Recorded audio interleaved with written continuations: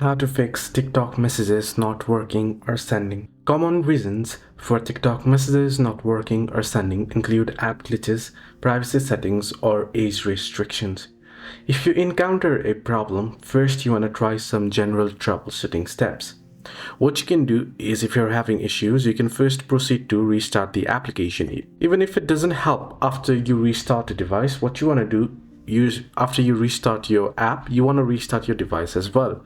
In case of iPhone, you can simply proceed to turn it off and turn it back on and restart it. However, you also want to ensure you have a strong and stable Wi-Fi or cellular data connection. And also, one of the factors why you are unable to send a message on TikTok might be the age factor.